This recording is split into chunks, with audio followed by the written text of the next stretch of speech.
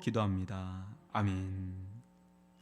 예, 오늘은 영적 이스마엘과 하갈을 내쫓으십시오라는 제목으로 함께 말씀을 나누도록 하겠습니다. 인생을 살아가면서 가장 어려운 순간 중에 하나는 둘 중 어느 하나만을 택해야 하는 그런 때입니다.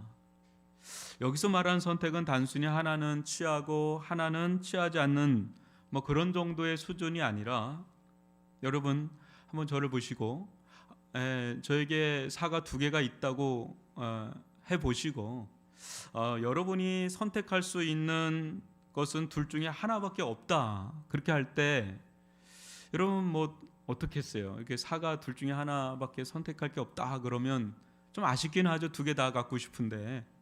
그렇지만 아쉽기는 해도 마음이 아프지는 않잖아요. 그죠? 사과 두 개 정도니까 그게 그렇게 아프지는 않아요. 그죠? 그러나 어떤 인생의 순간에는 밤잠을 설쳐야만 할 정도로 그 선택으로 인한 결과가 너무 아프고 고통스럽게 다가올 결정을 해야만 하는 그런 좀 묵직한 결정을 해야 될 때가 있죠. 둘 중 하나. 이것이 단순히 이익의 문제라고 해도 쉽지 않아요. 그죠?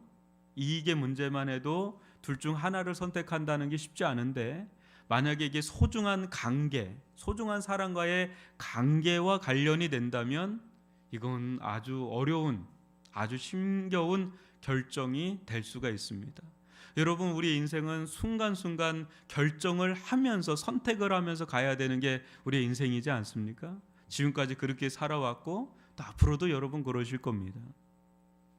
우리 모두는 대개 타인의 문제는 문제보다 자신의 문제를 좀 더 크게 보는 경향이 있죠.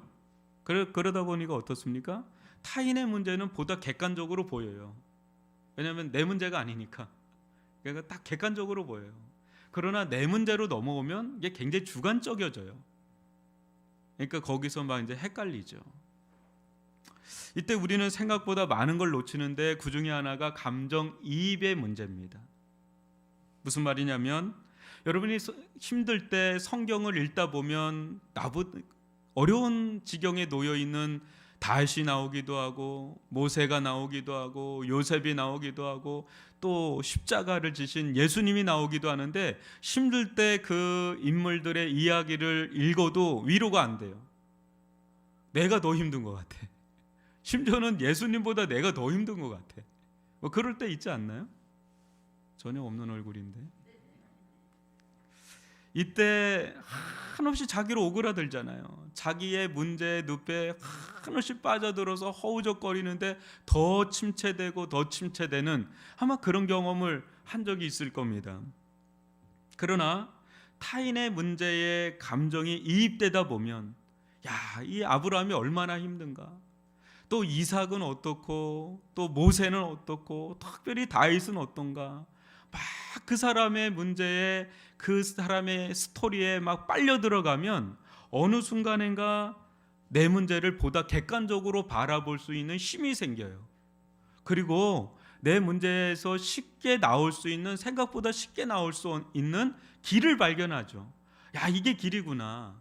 내가 이렇게 힘들게만 생각할 게 아니구나 하면서 뭔가 거기서 지혜를 얻게 되는데, 한없이 자기로만 몰입이 되면 남의 소리도 귀에도 안 들어오고 그냥 자기 문제에 파묻혀서 그냥 우울해지고 축 처져 버리는 그런 경험을 더러 했을 겁니다.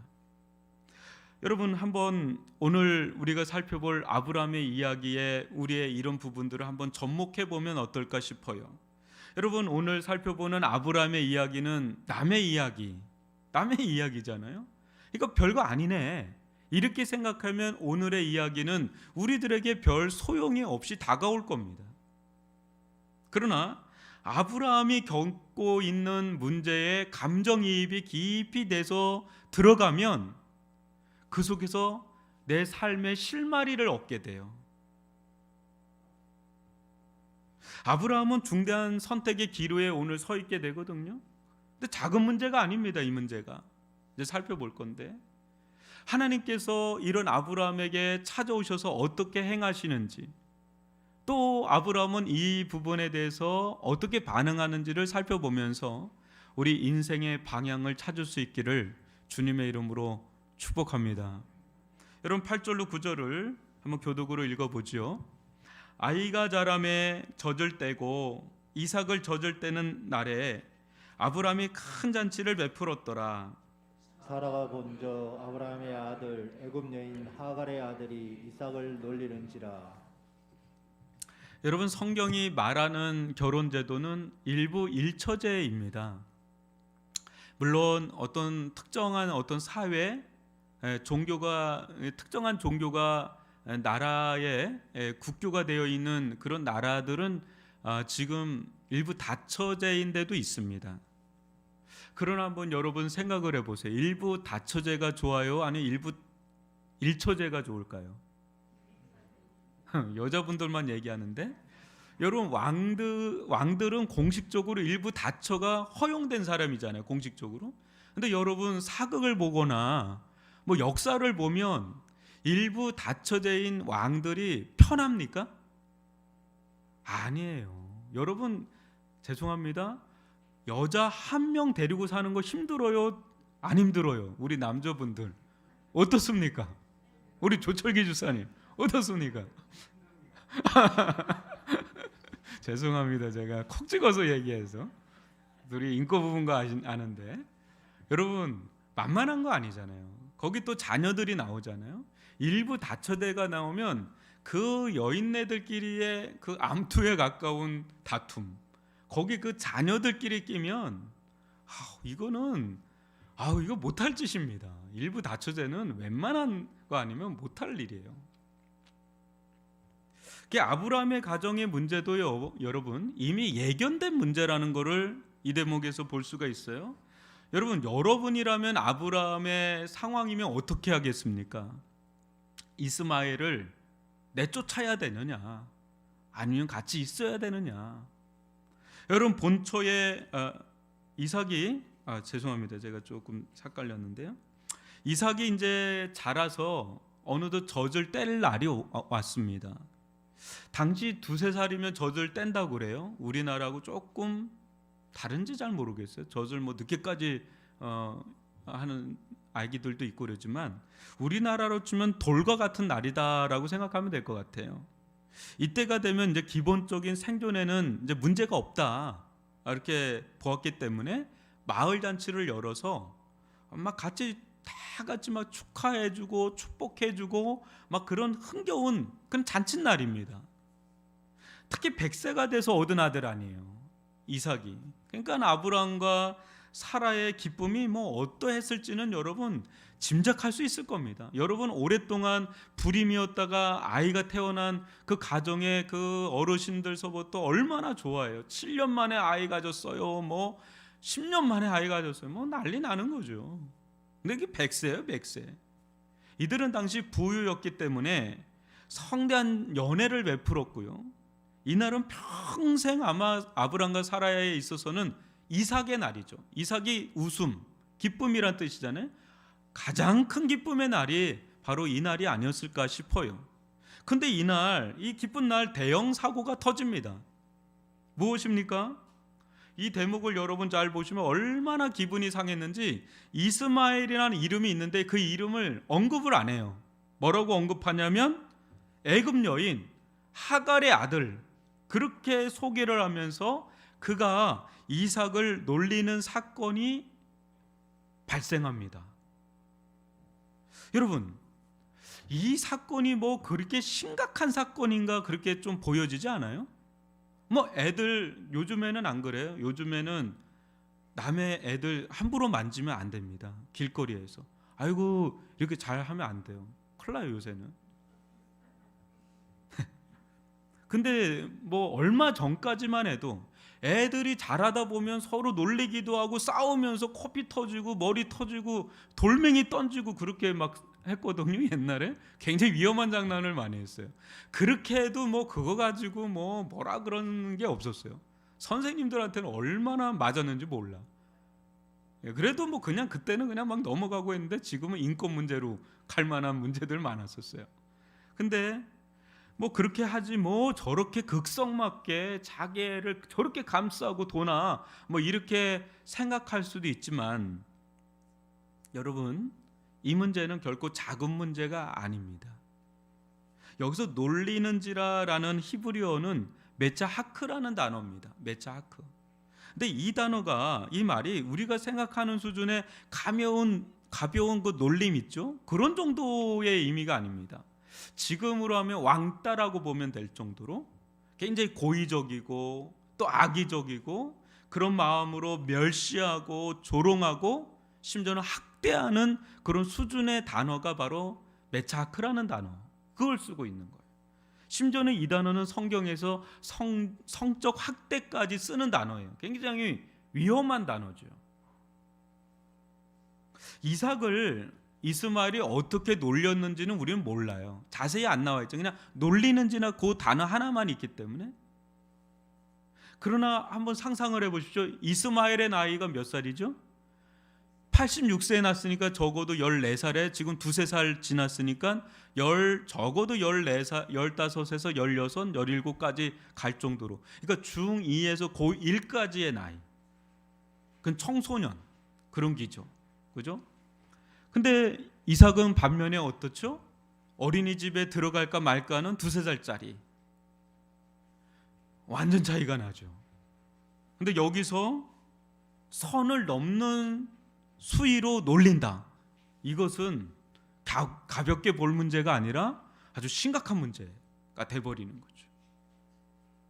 우리 여기서 좀 생각을 해봐야 돼요. 이스마엘이 왜 애기잖아요. 2-3살짜리는 너무 애기잖아요. 그죠? 우리 중고등부 애들이 2-3살짜리 애를 너무 심하게 놀리면 이건 심각한데 왜 그랬을까? 왜 그랬을까? 자기 동생이잖아요. 이복 동생이긴 하지만. 근데 이스마엘은 직감했어요. 뭘 직감했을까요? 지금까지 집안의 중심이 누구였어요? 이삭이 나오기 전까지 자기였거든요. 근데 이삭이 태어나면서부터 집안 분위기가 이상한 거예요. 모든 관심, 모든 애정, 모든 해자다는 이야기가 온통 이삭이에요. 자기는 완전히 변두리로 자꾸 빠져가는 거죠. 그걸 지켜보면서 어떤 마음이 들었을까요? 여러분, 첫째가 둘째 태어나면 굉장히 충격을 받는데 그러잖아요. 근데 그런 충격이 아니죠. 이스마엘은 더 큰 충격이죠. 이 집안의 장자는 난데, 자신인데 주인의 아들인 이삭이 결국 이 집안의 중심이 될 거라고 하는 그거 자체가 이스마엘에게는 위협으로 다가오는. 그때 이삭만 없으면 얼마나 좋을까? 쟤만 없으면 얼마나 좋을까? 여러분, 그런 생각하지 않았을까요? 상상을 하는 겁니다. 시기와 질투, 그것은 곧 이삭을 향한 공격성으로 나타난 거죠. 근데 그것을 간파한 자가 누구예요? 이삭의 엄마 사라입니다. 아브라함이 아니에요. 여러분 10절을 보십시오. 그가 아브라함에게 이르되 이 여종과 그 아들을 내쫓으라. 이 중의 아들은 내 아들 이삭과 함께 기업을 얻지 못하리라. 아주 세게 얘기했습니다. 내쫓으라는 말은 강경한 말 같지만 당시 상황으로 보면 종의 신분에서 자유자의 신분으로 내어주라는 그런 의미도 있습니다, 여러분. 그러니까 이게 아주 냉혹한 말만 있는 게 아닙니다. 여러분, 종이 좋아요, 자유자가 좋아요? 자유자가 좋죠. 그런데 자유자의 신분이 되면 더 이상 집안 사람이 아니잖아요. 그러니까 그 어떤 유산도 기업도 없습니다. 그냥 나가야 되는 게 그 당시의 법이었습니다. 법. 그러니까 이거를 너무 모질게 보면 안 됩니다. 이 사건을 법이었습니다. 둘 중 이제 하나만 택해야 되는 상황인데 사라는 이삭을 보호하기 위해서 종은 그때 당시 경제적으로 굉장히 가치가 있거든요. 근데 경제적인 손해를 보더라도 이 종을 내보내라. 그 아들과 내보내라 하면서 으름장을 놓은 겁니다. 못 살겠다. 함께는 못 살겠다. 함께 살면 제가 계속 이삭을 괴롭힐 거다. 그럼 이삭은 아예 못 큰다. 뭐 이러면서 으름장을 놓은 겁니다. 여기서 아브라함의 근심이 깊어져 갑니다. 제 아무리 이스마엘이 잘못했다고 하더라도 여러분, 이스마엘은 누굽니까? 아브라함의 아들이에요. 그 15년 16년간 애지중지 키웠던 장자였습니다. 이 점에서 사라와 아브라함의 입장 차이가 달라져요. 여러분, 이스마엘과 사라는 직접적인 관계가 없어요. 그냥 같은 집안에 있지만 직접적인 관계가 없잖아요. 그러나 아브라함은 달라요. 아브라함은 첩의 자식이지만 자기 자식이죠. 그 자기 자식이 친자식이거든요. 그러니까 여기서 이제 갈등이 아주 깊어져 가는 거죠. 찢어지는 고통이 있는 겁니다. 여러분, 우리 얘기가 아니라서 그냥 넘어갈 수도 있겠지만, 여러분, 만약에 우리 이야기라면 어떻게 하겠어요? 여러분 어떻게 하겠습니까? 강장로님 어떻게 하겠어요? 응? 주여죠, 뭐 주여. 본처인 사라의 말대로 이스마엘을 그냥 내쫓아야 하나? 아니면 사라를 잘 설득해서 좀 진정시키고 이스마엘은 조금 이제 좀 혼내서 너 다시는 그러지 말라고 아주 그냥 학답을 받고, 그래서 그냥 다 같이 그냥 살아야 하나? 우리는 약간 후자를 택할 수 있습니다. 그렇죠? 이런 갈등은 비단 아브라함의 가정에서만 일어나는 게 아니라 예전에 우리나라는 천문화가 있었죠. 그죠? 그래서 이런 일들이 어르신들 가운데는 옛날에 그냥 다 묻어놓고 가는 이야기들이 굉장히 많았습니다. 그죠? 그걸로 인해서 또 자녀 문제, 유산 문제, 뭐 엄청 복잡한 문제가 지금은 많이 없어졌지만, 거의 없어졌지만 있었어요. 우리나라 가운데. 지금은 재혼 가정이라고 할까요? 재혼 가정의 가장 어려움은 뭐죠? 두 사람의 문제가 아닙니다. 자녀가 딸려 있으면 그 자녀 때문에 또 갈등하고 싸우다가 또 헤어지는 경우가 일어나잖아요. 이게 참 어려운 문제입니다. 가정에서 이런 문제가.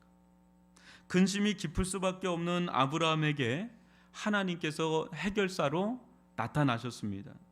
하나님은 사라와 하갈의 문제, 또 이삭과 이스마엘의 문제를 매듭지어 주시는데, 여러분 11절로 13절을 한번 교독으로 읽어보겠습니다.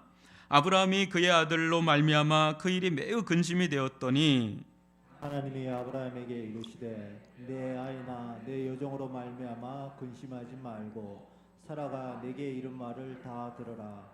이삭에게서 나는 자라야 내 씨라 부를 것임이니라.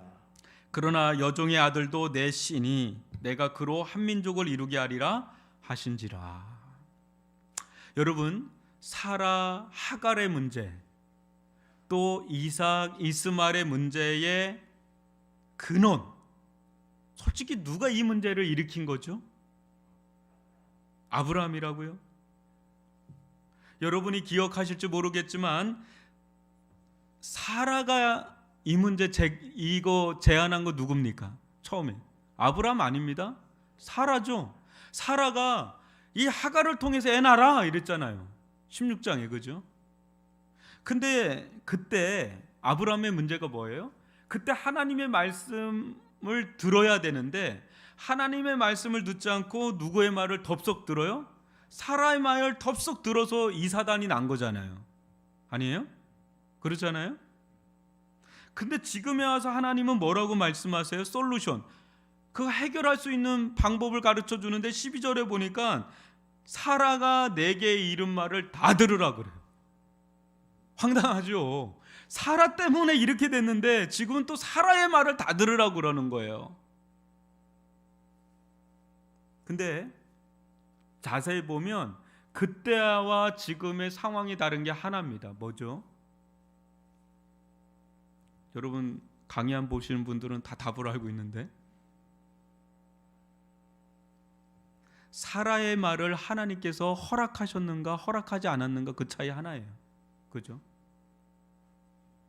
사랑하는 성도 여러분, 하나님은 직접 말씀하시기도 하죠, 그죠? 우리가 기도를 할 때나 성경을 볼 때나 예배를 드릴 때 말씀을 직접 하시기도 하지만 하나님은 어떤 사건을 통해서 때로는 사람을 통해서 우리에게 말씀을 하십니다. 그때 우리에게 필요한 것은 분별력이에요. 분별력. 참된 분별력은 하나님을 배제시키지 않습니다. 하나님을 중심으로 삼고 하나님을 찾습니다. 하나님을 구합니다. 하나님, 이 말이 하나님의 음성입니까? 아닙니까? 하나님의 말씀입니까? 아닙니까? 묻습니다. 허락을 받습니다.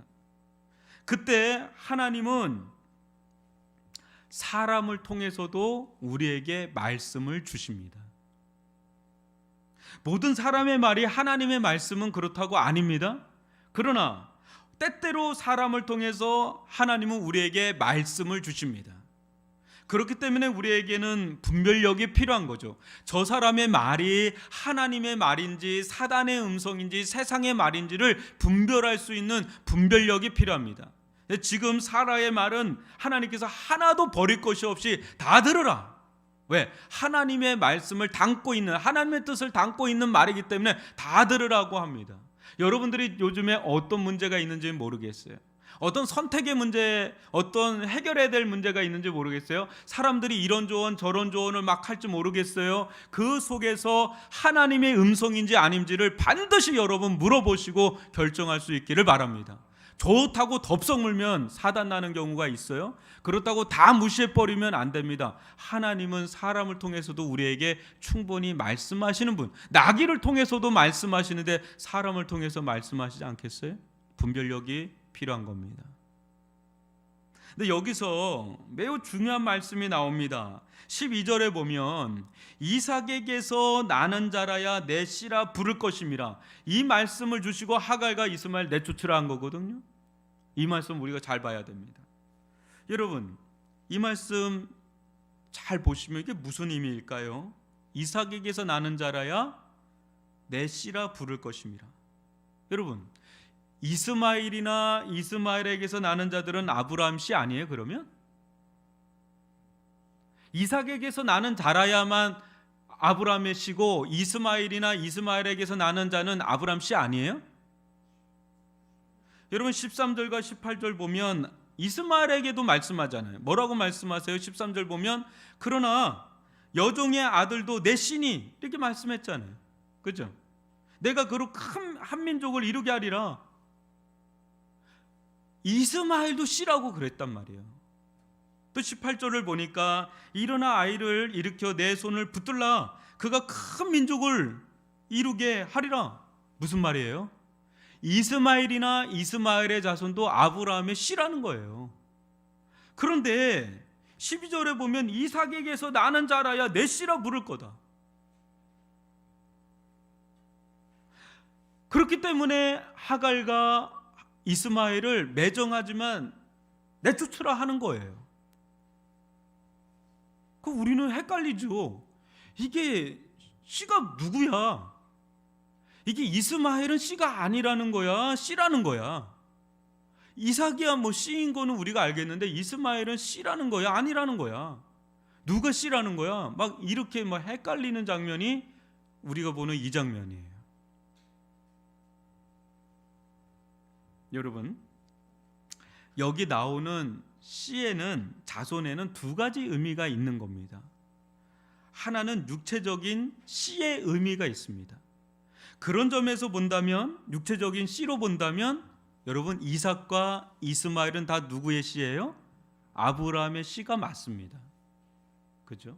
지금 그 대목을 이야기한 거고, 육체적인 씨로서 이스마엘과 이스마엘의 자손을 하나님께서 큰 민족을, 한 민족을 이루게 하겠다고 약속을 하는 장면이 뒤에 있는 장면입니다. 근데 12절에 이삭에게서 나는 자라야 내 씨라 부를 거다라고 하는 이 측면에서는 영적인 씨의 의미가 강합니다. 여러분, 이삭을 겉으로 보면 사라의 태를 통해서 자연적으로 출생한 자녀잖아요. 근데 여러분 아시죠? 이삭은 절대로 하나님의 능력과 권능과 은혜의 역사가 없었다면 이 세상에 존재할 수 있었던 자녀입니까? 아닙니까? 절대로 100세가 돼서 이 세상에 나올 수 없는 자녀가 이삭입니다. 이스마엘하고는 다른 자녀입니다. 그죠? 하나님의 어떤 자녀예요? 약속의 자녀라는 거예요. 하나님의 약속의 자녀로서는 오직 이삭만이 약속의 자녀라는, 약속의 씨라는 겁니다. 그리고 이삭을 통해서 나오는 자들이야말로 하나님의 약속의 자녀들이라는 겁니다. 그런 점에서 이삭에게서 나는 자라야 내 씨다라고 하는 측면이 그런 의미입니다. 이제 좀 이해가 가죠? 이해가시죠? 이게 이해가 가야 제가 그 다음을 좀 나갈 수가 있습니다. 뭐냐면, 그러면 지금 아브라함의 가정에서 일어나는 이 사건이 오늘을 사는 우리들에게 무슨 의미가 있느냐, 이게 더 중요한 거 아니에요? 그죠? 이것을 우리에게 가장 잘 보여주는 인물이 사도 바울입니다. 여러분, 갈라디아서 4장 28절로 31절을 보면 사도 바울이 이 사건을 어떻게 해석하고 있는지가 나타나 있는데, 한번 교독으로 읽어봅니다. 형제들아, 너희는 누구죠? 교회를 가리킵니다. 교회, 갈라디아 교회를 가리킵니다. 너희는 뭐래요? 이삭과 같이 뭐래요? 약속의 자녀라. 그 다음 읽어주세요. 그때 육체를 따라 난 자가 성령을 따라 난 자를 박해한 것 같이 이제도 그러하도다. 육체를 따라 난 자는 누구를 가리켜요? 이스마엘이죠. 성령을 따라 난 자는 누구를 가리킬까요? 이삭이죠. 박해한 것 같이 이제도 그렇다는 거예요. 이제 이해가 가죠. 점점 30절 읽어드립니다. 그러나 성경이 무엇을 말하느냐? 여종과 그 아들을 내쫓으라. 여종의 아들이 자유 있는 자의 여자의 아들과 더불어 유업을 얻지 못하리라 하였으니, 그런즉 형제들아, 우리는 여종의 자녀가 아니요 자유 있는 여자의 자녀니라. 예, 사도 바울이 지금 창세기 우리 20장을 살펴보고 있는 이거를 이렇게 해석을 한 겁니다. 신약적으로 한번 보세요. 사랑하는 성도 여러분, 지금 아브라함 가정에서 일어나는 사건은 겉으로 보면 여느 가정에서 일어날 법한 가정 불화 이야기잖아요. 안 그래요? 그죠? 그러나 좀 더 깊이 들여다보면 이는 드라마나 또 영화에서 볼 수 있는 막장 드라마 이야기가 아닙니다.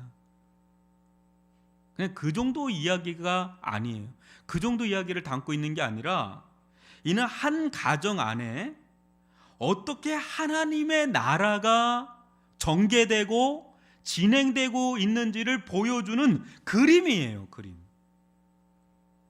더 크게는요, 세상에서 어떻게 하나님의 나라가 임하고 전개되고 진행되는지 보여주는 심볼이에요. 심볼, 상징적인 그림이에요. 그래서 보십시오. 이삭은 단순히 기적적으로 태어난 아이가 아닙니다. 이삭은 장차 성령을 따라 거듭날 우리와 같은 뭐예요? 하나님의 자녀들인 교회를 상징하고 있는 자녀가 누구예요? 이삭이라는 겁니다.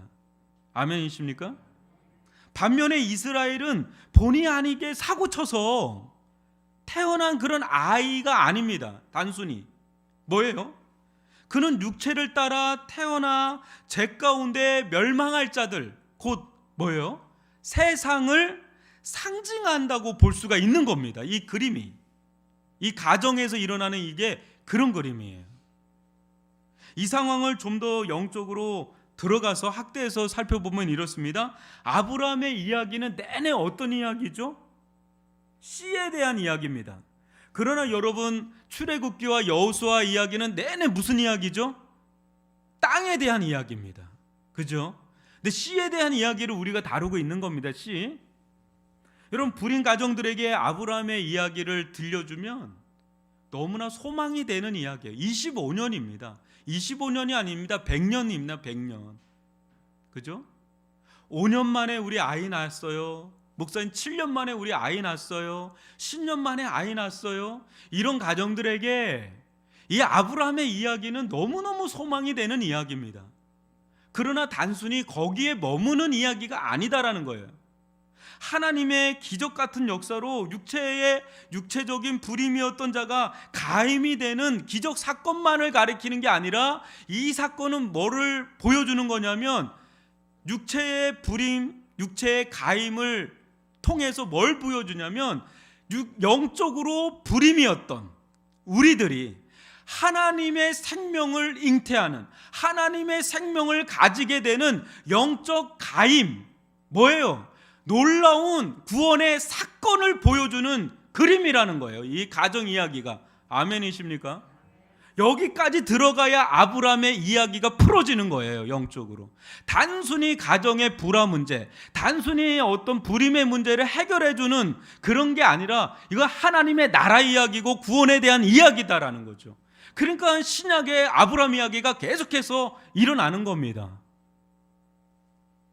그런 점에서 사도 바울은 다시 한번 우리에게 이 사건의 실체를 보여주는데 갈라디아서 3장 16절을 읽어드리겠습니다. 이 약속들은 아브라함과 그 자손에게 말씀하신 것인데 여럿을 가리켜 그 자손들이라 하지 아니하시고 오직 한 사람을 가리켜 내 씨라 내 자손이라 하였으니 곧 그리스도라. 이 무슨 말씀입니까? 보다 더 깊이 들어가면 하나님께서 아브라함을 통해 주시고자 하는 씨가 있는데 그게 한 사람이라는 거예요. 근데 그 씨는 지금의 이삭보다 더 독특하고 더 특별한 방식으로 이 세상에 오실 분입니다. 그 씨는 여러분 누굴까요? 남자를 단 한 번도 경험하지 못한 동정녀에게서 나실 우리가 믿는 예수 그리스도이시라는 거예요. 하나님은 진정한 이삭은 진정한 웃음이 되는 진정한 기쁨이 되는 이는 오직 한 분인데 바로 예수 그리스도라고 하는 겁니다. 그래서 진정한 이삭인 예수 그리스도를 통해서 난 자들이 이 세상 가운데 나타날 것인데 그 자들이 진정 아브라함의 영적인 후손들이고 진정한 영적인 이스라엘이고 진정한 하나님의 자녀고 하나님의 백성이라고 하는 겁니다. 바로 그 자들이 오늘 우리들입니다. 사랑하는 성도 여러분, 이 세상에 태어난 모든 이들은 자연 출생을 통해서 난 자들이죠. 우리도 그랬죠. 그러나 이 세상에 또 다른 출생이 있다는 것을 아셔야 합니다. 바로 니고데모에게 말씀하신 것처럼 거듭나는 자들, 영적으로 출생하는 자들. 이 출생은 인간적인 능력이나 힘으로 되는 거 아니죠, 여러분? 많이 배웠다고 적게 배웠다고 그런 걸로 되는 것도 아니죠. 또 많이 가졌다고 적게 가졌다고 그런 걸로 되는 것도 아니죠. 믿는 집안에 태어났다고 믿지 않는 집안에 태어났다고 그런 걸로 되는 것도 아니죠. 세상에서 인정을 많이 받던 적게 받던 그런 걸로 되는 것도 아니죠. 반듯하게 살았거나 그렇지 못하거나 그런 걸로 되는 것도 아니지요. 여러분, 아브라함과 사라, 하갈을 보십시오. 이삭과 이스마엘을 한번 보십시오. 우열을 가릴 수 있나요? 여러분, 사라와 아브라함과 이삭이 더 대단해서 더 탁월해서 구원받았습니까? 하갈과 이스마엘이 좀 더 못나서 구원받지 못한 겁니까? 아니죠. 전혀 그하고 상관이 없어요. 뭐예요? 오직 전적인 하나님의 은혜로 되는 줄 믿습니다. 전적인 하나님의 능력으로 되는 줄 믿습니다. 이삭이 한 게 뭐고 아브라함이 한 게 뭡니까? 어느 날 하나님께서 그냥 찾아오셨잖아요. 이삭은 자기가 태어나려고 태어난 게 아니잖아요. 하나님께서 그냥 전적인 은혜로 주권적으로 태어나게 하신 것이죠. 은혜죠, 은혜. 이 은혜 앞에 오직 하나님만 높일 수 있기를 바랍니다. 예수 그리스도만 자랑할 수 있기를 바랍니다. 여러분, 우리는 특권의식, 우월의식 가질 게 하나 없어요. 우리도 원래 본래는 하갈 아니었습니까? 우리 본래 이스마엘과 같은 자들 아니었습니까? 그러나 어느 날 하나님께서 주권적으로 나를 구원하신 그 은혜로 내가 이 자리에 있는 거 아닙니까? 우리는 오직 주님만을 높일 수 있기를 바랍니다. 그래서 우리가 예수님을 만나고 나서 우리에게 이삭과 같이 하나님의 나라를 유업으로 받는, 하나님의 나라의 기업을 유업으로 받는 은혜를 누리지 않습니까? 근데 이 하나님의 나라를 기업으로, 하나님의 나라를 유업으로 받지 못하는 우리 안에 뭐가 있어요? 영적인 하갈과 이스마엘과 같은 것들이 있다는 거예요. 하나님의 나라를 유업으로 받는 것은 거룩한 성품입니다. 그러나 하나님의 나라를 유업으로 받지 못하는 건 육체적인 제된 성품들입니다. 그것을 영적인 하갈과 이스마엘처럼 내쫓아야 됩니다. 과감하게 버려야 됩니다. 정리하셔야 됩니다. 그것이 오늘 말씀의 핵심이에요. 여러분 갈라디아서 5장 19절로 23절 한번 교독으로 읽어봅니다. 육체의 일은 분명하니 곧 음행과 더러운 것과 호색과 우상 숭배와 주술과 원수 맺는 것과 분쟁과 시기와 분냄과 당짓는 것과 분열함과 이단과 수기와 술 취함과 방탕함과 또 그와 같은 것들이라. 전에 너희에게 경계한 것 같이 경계하노니 이런 일을 하는 자들은 하나님의 나라를 유업으로 받지 못할 것이요 오직 성령의 열매는 사랑과 희락과 화평과 오래 참음과 자비와 양성과 충성과 온유와 절제니 이 같은 것을 금지할 법이 없느니라. 아멘. 사랑하는 성도 여러분 잘 들으십시오. 음행과 더러운 것과 호색과 우상 숭배와 주술이 여러분의 삶과 여러분의 가정과 우리 교회 가운데 여러분 주변에 들어와 있다면 이 시간부로 과감하게 버릴 수 있기를 바랍니다. 원수 맺는 것, 분쟁, 시기, 분냄, 당짓는 것, 분열, 이단, 이런 것들이 여러분들의 삶 속에 혹여나 있다면 과감하게 찍어 내버리시기를 바랍니다. 투기와 술취함과 방탕함처럼 하갈과 이스마엘과 같은 육체적인 일들이 여러분들 가운데 있다면 내쫓는 것을 아브라함처럼 근심하지 마시기 바랍니다. 아쉬워하지도 마시고 아까워하지도 마시고 이런 것들은 이스마엘과 같아서 계속해서 여러분들을 놀려댈 겁니다. 짓누를 겁니다. 영적으로 자라지 못하게 해박놓고 멸시하고 박해하고 핍박하는 그런 역할을 할 겁니다. 한마디로 영적으로 자라지 못하도록 말입니다. 사라의 말을 다 들으십시오. 과감하게 용단을 내리고 다 쫓아버릴 수 있기를 바랍니다. 육체적인 일은 하나님의 나라를 유업으로 받을 수 없습니다. 우리 가정에, 우리 사회, 우리 직장 가운데 또 우리 교회에 들어와서 자라고 있는 영적인 하갈과 이스마엘 같은 요소가 없는지를 살펴보고 이 시간 과감하게 정리하는데 주저하지 않기를 바랍니다. 울고불고. 여러분 하갈과 이스마엘 내쫓을 때 그냥 알았습니다 하고 나갔겠어요? 나는 못 나간다. 나는 못 나간다. 내가 여기서 어떻게 살았는데 나는 못 나간다고 얼마나 아우성 치면서 울면서 울고불고 난리가 나지 않았겠어요? 내보내야 돼요. 그래야 이삭이 자라요. 여러분 나는 못 나간다. 나는 못 나간다. 내가 여기서 터 잡은 지가 얼만데라며 하면서 그 귀신이 못 떠나가는 것처럼 울고불고 막 발악을 해도 애걸복걸해도 제 아무리 정이 들었어도 여러분 하갈과 이스마엘과 같은 육체적인 삶이 있다면 과감하게 정리하시고 끊어내 처리할 수 있기를 주님의 이름으로 축복합니다. 그것이 여러분의 영원히 사는 길입니다. 우리들이 영적으로 사는 길입니다. 이스마엘과 하갈이 없다고 아브람 가정 망하지 않습니다. 여러분의 가정이 망하지 않습니다. 교회가 망하지 않습니다. 이 사회가 망하지 않습니다. 오히려 그런 것들이 있을 때 이 사회가 무너지고 여러분의 가정이 무너지고 여러분의 영혼이 무너집니다.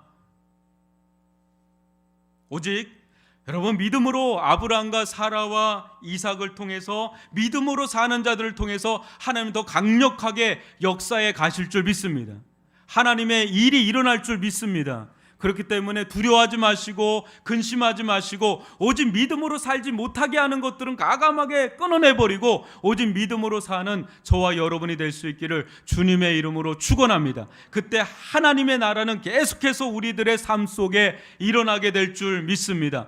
복음의 능력이 나타나게 될 줄 믿습니다. 성령의 능력을 덧입게 될 줄 믿습니다. 오직 사랑과 희락과 화평과 오래 참음과 자비와 양성과 충성과 온유와 절제와 같은 그 어떤 것도 금지할 수 없는 강력한 성령의 열매를 맺는 그런 은혜를 누리시는 저와 여러분이 될 수 있기를 주님의 이름으로 축복합니다. 여러분, 정리하십시오. 가감하게 10년이 됐던 20년이 됐던 관계라도 정리하십시오.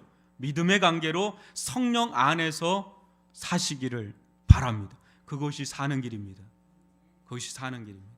기도하겠습니다. 사랑의 하나님 아버지,